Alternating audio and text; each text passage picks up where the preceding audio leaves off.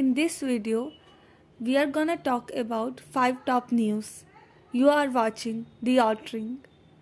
Before starting, let me remind you, if you hadn't subscribed to our channel, subscribe it and don't forget to press the bell icon so whenever we upload a video, you get to know. 100 days of stare. Iran says it will show no mercy. President Ibrahim Raisi said on Tuesday Iran would show no mercy towards hostile opponents of the Islamic Republic, gripped by more than 100 days of protests sparked by Mahsa Amini's death. The riots, as Tehran generally refers to them, were triggered by the September 16 death in custody of Iranian Kurdish Amini, 22, after her arrest for an alleged breach of the strict dress code for women. Addressing a crowd in Tehran, Raisi accused hypocrites, monarchists, and all anti-revolutionary currents. The embrace of the nation is open to all those who were lured, said the ultra-conservative president at a funeral procession for unidentified soldiers who perished during its eighth-year war in the 1980s with neighboring Iraq. Delhi government takes over city metro's feeder bus service. The Delhi government will soon take over the Delhi Metro Rail Corporation electric feeder bus fleet to strengthen the last mile connectivity, officials aware of the move said on Tuesday. The Delhi cabinet on Tuesday decided to run the 100 e-buses of the Delhi Metro and add 380 more buses by 2023 on the feeder routes that connect several areas to metro stations. The MRC says at present 86 e-feeder buses are being run in North and East Delhi, with another 14 to be produced before handling them over to the Transport Department. These buses will now be run by the Transport Department through Delhi Integrated Multimodal Transit System, officials said, and added that there will be no change in the bus routes. Third, nasal vaccine to cost Rs 800 at private centres, Rs 325 at government.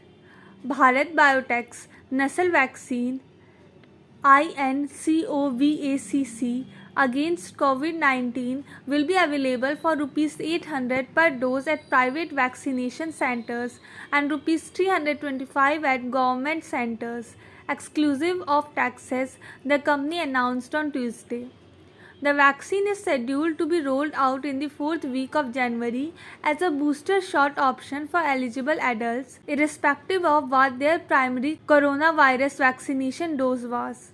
It will be administered to people twice, 28 days apart. Fourth, government inks peace pact with Manipur insurgent group.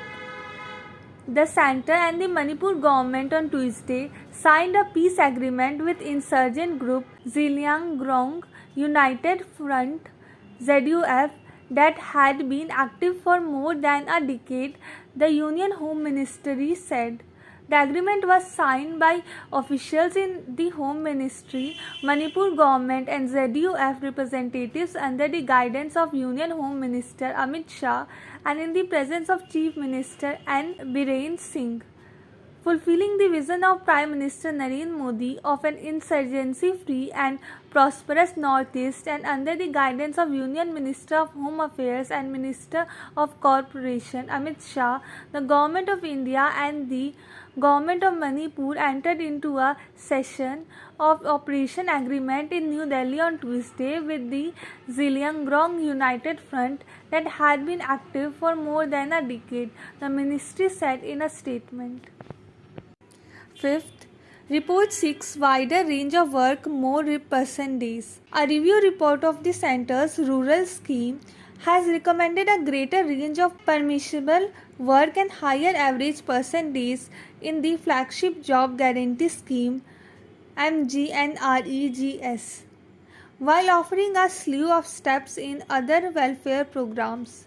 The sixth Common Review Mission (CRM), led by former bureaucrats Aruna Sharma and Rajiv Ranjan, has suggested more freedom to states in implementing the MGNREGS and timely payment for houses under the PMAY scheme. Payment to material vendors need to be done timely. There is a need to increase average number of person days through limited to 100 per household. Effective fund flow is the backbone of any government scheme. Timely and regular flow of funds need to be ensured. For ensuring this, the option of revolving funds may be explored, the report said. Bonus news: Rajasthan government plans law to protect rights of gig workers.